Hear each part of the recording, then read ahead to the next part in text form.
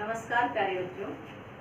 आज मैं आपके सामने इस वीडियो में कक्षा 9वीं कविता कैदी और कोकिला, जिनके कवि हैं माखनलाल चतुर्वेदी जी, पढ़ाने जा रही हूँ। सबसे पहले क्या है, कैदी और कोकिला के बारे में बताऊंगी बेटा आपको। कोकिला क्या होती है? कोयल, जो मधुर गाती है। और कैदी, यहाँ कौन से कैदी के बारे में बताया गया है? जब हमारा जो है देश गुलाम था, अंग्रेजों के गुलाम था, उस समय का ये वर्णन किया गया है। हमारे जो स्वतंत्रता सेनानी हैं, जिन्होंने इतना संघर्ष किया, जिसके कारण हमें जो है स्वतंत्रता मिली हुई है, उनके कष्टों का वर्णन यहाँ पर किया है कि ब्रिटिश शासन किस प्रकार उन पर अत्याचार करती थी। उनके अत्याचारों को यहाँ पर दर्शाया गया है। कवि ने यहाँ पर बताया है कि किस प्रकार वो हमारे जो स्वतंत्रता सेनानी थे वहाँ पर जेलों में रहते थे, कैसे उनको भूखा रखा जाता था, उनको जंजीरों में बांध कर रखा जाता था, उनके खानों को कुछ दिया नहीं जाता था। इस प्रकार और उनसे जो है कोलू बंधवा कर, कोलू की तरह, पहले कोलू होता था बेटा, जैसे बैल बांध कर बैलों के साथ उनको चलाया जाता था, उनमें गन्ना पीड़ा जाता है, तो इस प्रकार उनके पेट पर वो जुआ बांधा जाता था। इस प्रकार उसे वो चलवाते थे, कोलू चलवाते थे। तो बहुत सारी जो है यातनाएं यहाँ हमारे स्वतंत्रता सेनानियों ने सही है, उसके बारे में ये कविता आपकी दी गई है। तो पहला काव्यांश आपका इस प्रकार से है बेटा। क्या गाती हो, क्यों रह जाती हो, कोकिल बोलो तू, क्या संदेश लाती हो, संदेशा किसका है, कोकिल बोलो तो यहाँ जो है आधी रात को कोयल अपनी आवाज में गा रही है, बोल रही है, तो उसको सुनकर जो है यहाँ पर जो कैदी है वो कहते हैं कि हे कोयल क्या गाती हो, क्यों रह जाती हो, हे कोयल तू इस प्रकार रह कर क्यों गा रही हो। कोकिल बोलो तो क्या लाती हो, संदेशा किसका, हे कोयल बोल कर बताओ तो तुम किसका गुप्त संदेश लेकर आई हो, या कौन सी प्रेरणा लेकर आई हो हमारे लिए। कोकिल बोलो तो हे कोयल हमें बोलकर समझाओ। ऊंची काली दीवारों के घेरे, यहाँ पर जो है ऊंची काली दीवारें, जो जेल थी उनकी दीवारों के बारे में बताया गया है। जिस स्थान पर मैं कैद हूँ वह उसकी दीवारें ऊंची हैं और उनके अंदर अंधेरा है। डाकू चोरों भटमेरों के डेरे में, यहाँ पर डाकू चोर और ठग का आवास है, डेरे यहाँ पर आवास है। जीने को देते नहीं पेट भर खाना, मरने भी देते नहीं तड़प रह जाना। तो यहाँ पर कवि बताते हैं कि पेट भरने को खाना नहीं देते हैं और मरने भी नहीं देते हैं, यहाँ तक जीवन में तड़पना पड़ रहा है, कष्ट सहने पड़ रहे हैं। जीवन पर अब दिन रात कड़ा पहरा, और हमारे जीवन पर जो है, जो ये ब्रिटिश शासन के जो अधिकारी हैं, जो सिपाही हैं, उनका हमारे जीवन पर पहरा लगा हुआ है, वो हमारे ऊपर पहरा देते हैं। शासन है या तम का प्रभाव, तम होता है अंधकार, कि ये जो है कैसा शासन है, यहाँ तो अंधेरे का प्रभाव है। हिम कर निराश कर चला रात भी काली, और यहाँ पर जो है कवि कहते हैं कि हिमकर कौन है यहाँ पर? चंद्रमा। चंद्रमा निराश कर चला रात भी काली, क्या चंद्रमा निराश हो गया है इसलिए रात काली है। इस समय काली माँ मई जगी क्यों आली, आली होता है सखी, और यहाँ काली माँ मई है काली, कोकिल के लिए यूज किया जाता है। कवि कहते हैं कि क्या तुम मुझसे जो है हे सखी इस भयानक अंधेरी रात में तुम क्यों जाग रही हो, क्या तुम मुझसे कुछ कहना चाहती हो। तो ये आपका काव्यांश है बेटा। इसमें किस प्रकार के प्रश्न आपके पूछे जाते हैं। सबसे पहले तो यहाँ पर जो है आपका काव्य सुंदरी बता देती हूँ, भाषा कौन सी है, शब्द कौन से है। तो सबसे पहले यहाँ पर जो है क्या किया गया है, कवि ने यहाँ पर जो है अंग्रेजी शासन के जो दुर्व्यवहार है उसका वर्णन यहाँ पर किया है। फिर इसमें जो है भाषा सहज सरल और प्रभावमयी है, खड़ी बोली का प्रयोग किया गया है। इसके साथ साथ यहाँ पर तत्सम और तद्भव शब्दों का प्रयोग भी किया गया है। मुक्तक छंद है यहाँ पर, और यहाँ पर वीर रस, क्योंकि जो हमारे स्वतंत्रता सेनानी हैं उनकी वीरता को यहाँ पर दर्शाया गया है, और यहाँ पर जो है जहाँ उनके दुख को दर्शाया गया है वहाँ करुण रस भी विद्यमान है। इस प्रकार ये काव्यांश आपका है।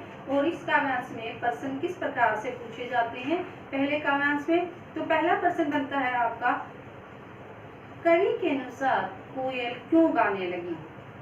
कवि के अनुसार कोयल जेल में बंद स्वतंत्रता सेनानियों पर हो रहे अत्याचारों को देखकर दुखी हो गई है। समझ आया बेटा, कि जो हमारे स्वतंत्रता सेनानी जेल में बंद हैं उनके जो दुख हो रहे हैं ऊपर, उनके दुखों को देखकर दुखी हो गई है, इसलिए भारतीय कैदियों के साथ हो रहे दुर्व्यवहार कर वह दुखी होकर बोल रही है, गा रही है। अगला प्रश्न, कवि को जेल में किन किन कठिनाइयों का सामना करना पड़ रहा है। जेल में अभी बताया था ना बेटा, जेल में किन कठिनाइयों का सामना करना पड़ रहा है। इस काव्यांश के अनुसार उनको भरपेट खाना भी नहीं दिया जाता, उनके ऊपर जो है पहरा लगा रहता है, और उनको जो है ना तो जीने दिया जाता और ना उनको मरने दिया जाता। इस तरह के उन पर अत्याचार किए जा रहे हैं। कवि किसके शासन के बारे में बता रहा है, उसे कैसा शासन कहा है। ये कवि जो है अंग्रेजों के कठोर और आतंकपूर्ण शासन के बारे में बता रहे हैं। क्या है, कवि अंग्रेजों के कठोर और आतंकपूर्ण शासन के बारे में बता रहा है। और यह शासन कवि ने कैसा शासन बताया है, तम का शासन, अंधकार का शासन बताया है। नेक्स्ट प्रश्न है, किन दीवारों को काली कहा गया है। किन दीवारों को कहा है कवि ने, कवि ने जेल की ऊंची दीवारों को काली दीवार कहा है, जो ऊंची दीवारें हैं उनको। अब है आपका, कवि को कोई भी कार्य स्वतंत्रता पूर्वक करने की सुविधा क्यों नहीं है। क्यों नहीं है, क्योंकि ब्रिटिश शासन के दिन रात उनके ऊपर कड़े पहरे लगे हुए हैं, कोई भी कार्य उनको जो है स्वतंत्रता पूर्वक करने की सुविधा प्राप्त नहीं है। अपनी मर्जी से मतलब कोई भी कार्य वो नहीं कर सकते हैं। ये आपका काव्यांश यही समाप्त होता है। दूसरा काव्यांश पढ़ने जा रहे हैं बेटा हम। क्यों हुक पड़ी वेदना बोझ वाली सी, कोकिल बोलो तो क्या लूटा मधुल वैभव की रखवाले से, कोकिल बोलो तो क्या हुई बावली अर्धरात्रि को चीखी, कोकिल बोलो तो किस दावानल की ज्वालाएं हैं देखी, कोकिल बोलो तो। यहाँ पर क्या है, जेल की कोठरी में बंद जो है कवि कोयल को संबोधित करते हुए कहते हैं कि हे कोयल क्यों हुक पड़ी वेदना बोझ वाली सी। यहाँ पर कहते हैं कि तू किस कसक भरी वाणी में कूक रही है, तुम्हें कौन सी बोझ वाली पीड़ा यहाँ पर प्राप्त हुई है, हे कोयल हमें बताओ। क्या लूटा मधुल वैभव की रखवाली सी। मधुल वैभव यहाँ पर जो है, मधुल होता है मीठी, वैभव होता है ऐश्वर्य, उनकी जो मीठी वाणी का जो ऐश्वर्य उनके पास है उसके बारे में बताया गया है। कवि बताते हैं कि तुम्हारी जो वाणी है उसमें अत्यंत मधुर एवं कोमल है, वह मधुर ऐश्वर्य की प्रतीक हो तुम, फिर तुम्हें जो है क्या तकलीफ है हमें बोलकर बताओ। तो क्या हुई बावली, क्या तुम पागल हो गई हो, अर्धरात्रि को चीखी, आधी रात को चीख रही हो, कोकिल बोलो तो हे कोयल बताओ तो क्या तुम पागल हो गई हो जो आधी रात को चीख रही हो, हे कोयल हमें बताओ। किस दावानल की ज्वालाएं हैं देखी, कोकिल बोलो तो। दावानल होता है बेटा जंगल की आग, ये लिख लीजिए साथ के साथ, जंगल की आग होती है दावानल, और ज्वालाएं होती हैं आग की जो लपटें होती हैं उसको कहा गया है। यहाँ पर कवि कहते हैं क्या तुमने किसी जंगल की आग की भयानक लपटें देख ली हैं, हे कोयल क्या तुमने किसी जंगल की से उठती हुई भयानक आग की लपटें देख ली हैं। इस प्रकार ये आपका दूसरा काव्यांश यही समाप्त होता है।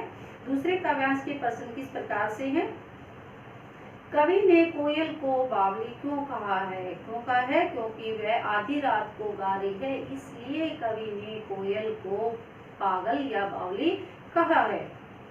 नेक्स्ट प्रश्न है, कोयल के चीखने से कवि को कैसा आभास हुआ। कोयल के चीखने पर कवि को लगता है कि कोयल ने कहीं जो है आग की लपटें देख ली हैं। एक एक और बात बताना चाहूंगी बेटा, आग की लपटें यहाँ पर जो है क्रांति की लपटें भी कहा गया है। क्रांति, जो क्रांति की ज्वाला है जो हमारे जो स्वतंत्रता सेनानियों में थी, वो क्रांति की ज्वाला भी बताया गया है आग की लपटों के माध्यम से यहाँ पर। इसलिए इसकी सूचना देने के लिए आधी रात को वह बोल रही है। नेक्स्ट पर्सन है, कवि को कोयल का स्वर कैसा लग रहा है? कैसा लग रहा है? वेदना से भरा हुआ, पीड़ा से भरा हुआ लग रहा है। ये आपका है। कोयल किस तरह चीख उठी है? कोयल किस समय चीख उठी? किस समय? आधी रात को, अर्धरात्रि को वह चीख उठी है। कोयल ने दावानल की ज्वालाएं किसे बताया है? किसे बताया है? यहाँ पर कोयल ने तो अपनी जो है अपनी मधुर आवाज में गा रही है, परंतु कवि ने बताया यहाँ पर दावानल जो है, दावानल की ज्वालाएं कवि ने किसे बताया है? कवि ने अंग्रेजी राज्य की जो भयानक और करूर नीतियां हैं उन की ज्वालाओं को भयंकर और दुखदायी बताया है, क्योंकि अंग्रेजी शासन पर अत्याचार कर रहा है। दावानल जंगल की आग बता दिया मैंने आपको भी, जंगल की आग किसको बताया है? उनकी जो अत्याचार कर रहे हैं उनको बताया है यहाँ पर। और जो है आग की लपटें किसको बताया है? क्रांति की ज्वालाएं, क्रांति जो है उसकी ज्वालाओं को बताया है। ये आपका काव्यांश के प्रश्न इस प्रकार से है। अब आपका तीसरा काव्यांश इस प्रकार से है, क्या देख न सकती जंजीरों का गहना, हथकड़ियां क्यों यह ब्रिटिश राज का गहना, कोहलू का चर्रक चूं जीवन की तान, गिट्टी पर उंगलियों ने लिखे गान, हूँ मोट खींचता लगा पेट पर जुआ, खाली करता हूँ ब्रिटिश अकड़ का कुआं, दिन में करुणा क्यों जगे रुलाने वाली, इसलिए रात में गजब ढा रही आली, इस शांत समय में अंधकार को वेद रो रही क्यों, कोकिल बोलो तो चुपचाप मधुर विद्रोह बीज, इस भांति बो रही क्यों हो, कोकिल बोलो तो। यहाँ पर जो है कवि कोयल से कहते हैं कि हे कोयल, क्या देख न सकती जंजीरों का गहना, क्या हमने जो जंजीरें पहन रखी हैं, लोहे की जंजीरें, उनको गहनों की तरह बताया कवि ने कि क्या तुम हमारे जो हाथ पैरों में वो जंजीरों का गहना देख नहीं पा रही हो, जो शरीर पर बंधी हुई है, दिखाई नहीं दे रहा है। हथकड़ियां क्यों, यह ब्रिटिश राज का गहना, हम इनको जो है हथकड़ियां जो हमने पहन रही है, ये ब्रिटिश राज्य द्वारा दिया गया हमारा उपहार है, हमें भेंट दी है ये उन्होंने। कोहलू का चरक चू जीवन की तान, कोहलू के चलने की आवाज को बताया। मैंने आपको बताया था ना बेटा असम्बली में, अभी जो पहले बताया था कि उससे क्या है कि जो हमारे स्वतंत्रता सेनानी है उनके पेट को पर रस्सी बांध दी जाती थी, वो कोहलू को खींचते थे और गन्ने को का रस निकालते थे इस तरह से। तो वो कोहलू की चलने की जो आवाज है उसको चरक चू कहा गया है। जीवन की तान, यहाँ पर जो है कोहलू के चरक चू और जीवन में चू की ध्वनि में जीवन की तान सुनाई देती है, जो जीवन है उनका उसकी तान सुर सुनाई देता है, ये बताया गया है यहाँ पर। गिट्टी पर अंगुलियों ने लिखे गान, गिट्टी पर अंगुलियों ने गान लिखे हैं। क्या है गिट्टी पर अंगुलियों में गान लिखने का मतलब है, यहाँ पर जो स्वतंत्रता सेनानी है हमारे, उन्होंने से वहाँ पर पत्थर तोड़वाने का काम किया जाता है। वो जो पत्थर तोड़ते हैं तो उनकी उंगलियों पर छाले पड़ गए हैं, तो उनके बारे में बताया गया है। गिट्टी पर अंगुलियों से लिखे गान, उनकी जो अंगुलियों पर है उन पर जो है छाले पड़ गए हैं, ये बताया गया है। पत्थर तोड़ते ऐसा लगता है कि हमारी अंगुलियों में पत्थर के ये टुकड़े स्वतंत्रता संग्राम का नया गीत रच रहे हों। हूँ मोट खींचता लगा पेट पर जुआ, मोट क्या होता है बेटा? मोट खींचना होता है, जो कोल्लू होता है उसका चरसा खींचना। मैंने आपको बताया था वो गन्ना पीसता है तो उसको खींचने को कहा गया है, ये मोट खींचना। तो यहाँ पर कवि बताते हैं कि वो जो है पेट पर जुआ बांधकर कोल्लू का चरसा खींच रहे हैं। पेट पर जुआ बांधकर कोल्लू का चरसा खींच रहे हैं। खाली करता हूँ ब्रिटिश अकड़ का कुआं और अंग्रेजी शासन की अकड़ का कुआं, इस प्रकार मैं खाली कर रहा हूँ, अर्थात अंग्रेजी शासन के घमंड को तोड़ रहा हूँ। दिन में करुणा क्यों जगे रुलाने वाली, यहाँ पर कहते हैं कि हे कोयल, कोयल को बता रही हैं कि तुम्हारा दिन में करुणा क्यों जगे, तुम्हारे दिन में जो है दया क्यों जग रही है, रुलाने वाली है रुलाने वाली, इसलिए रात में गजब ढा रही हाली, हे सखी इसलिए तू रात में गजब ढा रही है, रात के अंधकार को भेद रही है। इस शांत समय में अंधकार को वेद रो रही क्यों, वेद ना होता है बेटा चीरना, इस शांत समय में, क्योंकि रात को क्या होता है शांत होती है, तो इस प्रकार कहते हैं कवि यहाँ पर, इस शांत समय में अंधकार को वेद रो रही क्यों हो, तुम अंधकार को चीर कर क्यों रो रही हो। कोकिल बताओ तो, हे कोयल हमें बताओ तो, ये क्या है, दिन का समय उन्हाने लिए क्या बताया है, परिश्रम यातना और संघर्ष भरा बताया है यहाँ स्वतंत्रता सेनानियों के लिए, और रात को जो है शांति के बारे में बताया, क्योंकि रात को उनको आराम मिल रहा है इसलिए बताया है।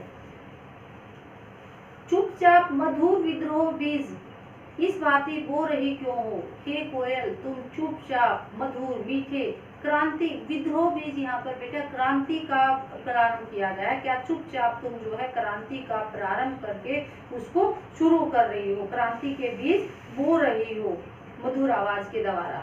हे कोयल बोल कर बताओ तो क्या तुम एक नीरस वातावरण में इसलिए आप चुपचाप रो रही हो, तू क्रांति के बीज बो रही हो। ये आपका जो है तीसरा काव्यांश था। इसमें किस प्रकार के प्रश्न पूछे जाते हैं। ब्रिटिश राज का गहना किसे और क्यों कहा गया है, ब्रिटिश राज का गहना हथकड़ियों को कहा, क्योंकि ब्रिटिश राज ने क्या गहना दिया था हमारे स्वतंत्रता सेनानियों को, हथकड़ियां दी थी, क्योंकि इन हथकड़ियों को पहनकर कवि को गर्व है, देश के लिए संघर्ष करते हुए स्वतंत्रता की लड़ाई को लड़ रहे हैं। ये आपका प्रश्न था। नेक्स्ट आपका है, कवि को कोयल का स्वर कैसा लग रहा है, कवि को कोयल की आवाज जो है क्रांतिकारी प्रेरणा से युक्त लग रही है, क्रांतिकारी जैसे कोई क्रांति की प्रेरणा दे रही है, कोई क्रांति का संदेश दे रही है, ये लग रहा है।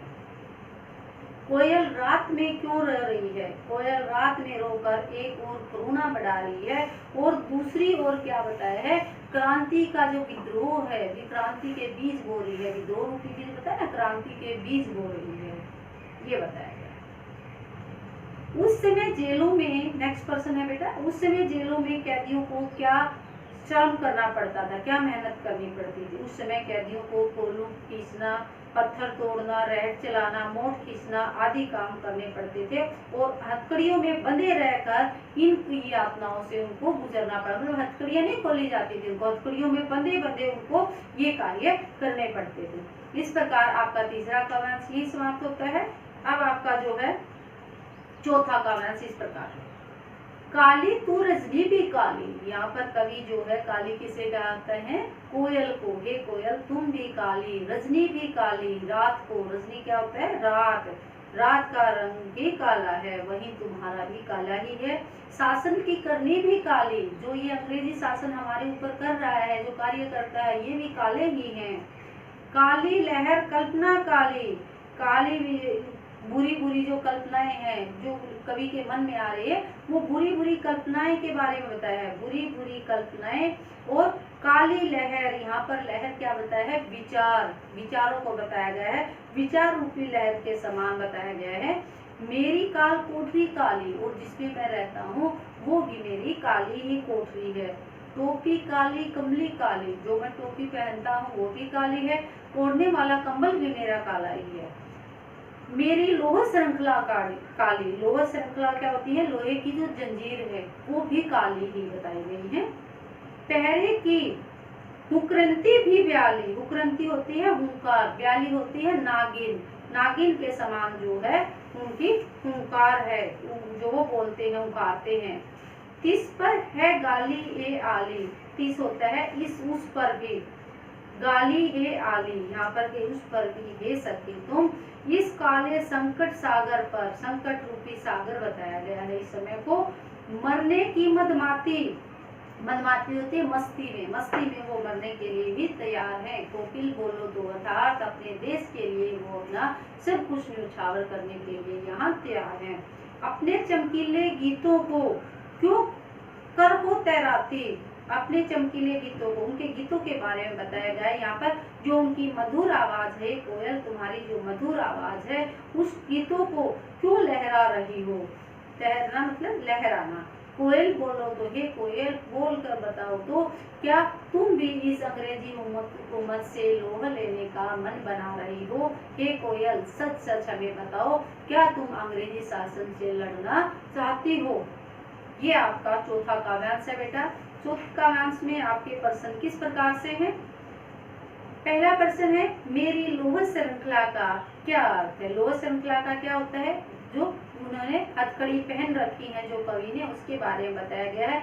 कवि जो है जेल में बंद हुए हैं और वहां उन्होंने लोह की जंजीरों से, जो शासन अंग्रेजी शासन है, उन्होंने लोह की जंजीरों से उन्होंने बांध रखा है और कवि ने अपनी हथकड़ियों को ही लोह श्रृंखला कहा है। नेक्स्ट है, शासन की करनी भी काली का क्या अर्थ है? यहाँ पर जो है करनी काली, जो अन्यायपूर्ण ब्रिटिश शासन है, जो अत्याचार करते हैं, उसको बताया गया है। नेक्स्ट प्रश्न है, जेल में क्रांतिकारियों पर क्या क्या अत्याचार होते हैं? जेल में क्रांतिकारियों पर अनेक प्रकार के अत्याचार होते हैं। उन्हें अंधेरे में चोर डाकुओं और अपराधियों के साथ रखा जाता है। भोजन भी उन्हें ठीक से नहीं दिया जाता। उन्हें कोलू खींचना, गिट्टी तोड़ना, रैट चलाना आदि कठोर कार्य भी करने पड़ते हैं।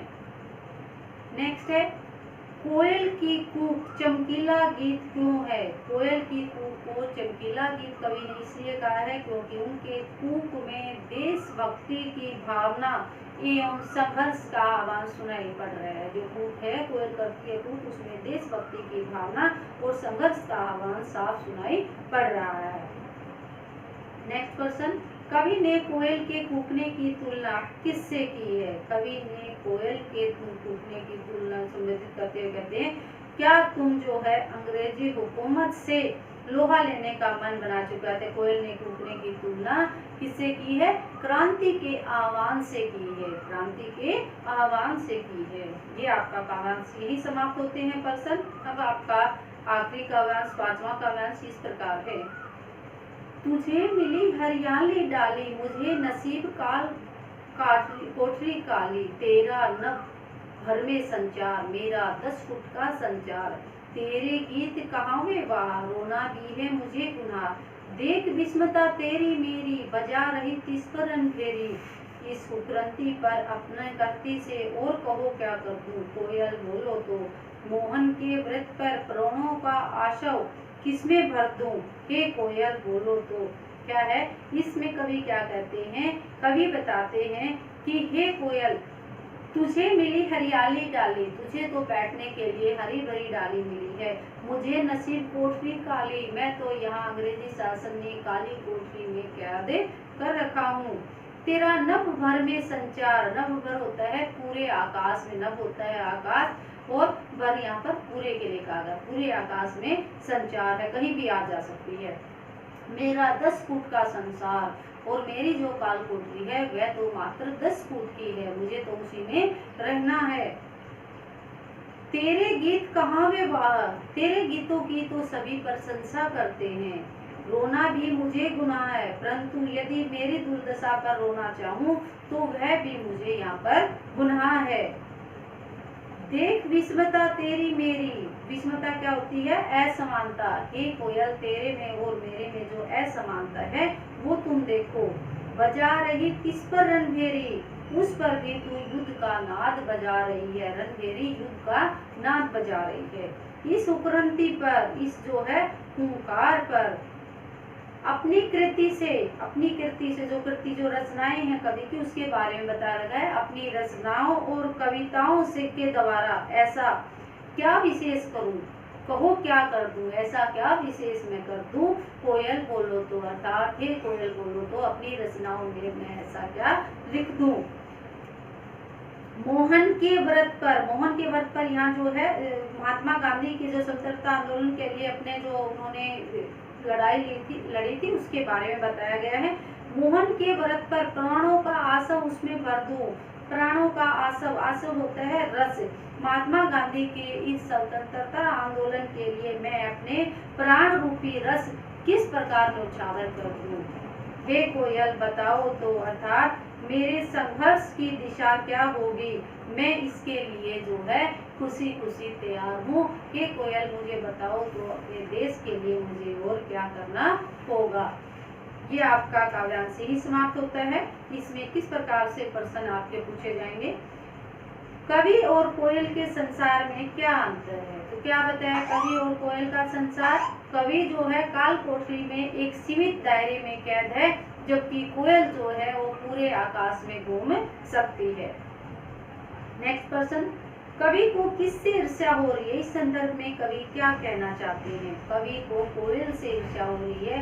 कवि इस बार कहना चाहते हैं कि वह तो कारागार में बंद है और कोयल जो है वो हरी भरी डाल पर बैठ सकती है, अपने मधुर गीत गा सकती है और पूरे आकाश में वो घूम सकती है। इस प्रकार ईर्ष्या उन्होंने प्रकट की है।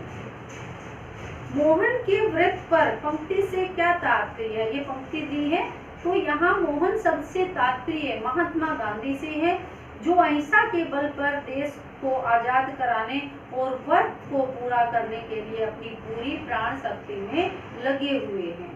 फिर ये आपका प्रश्न है, नवचर में संचार से कवि का क्या आशय है।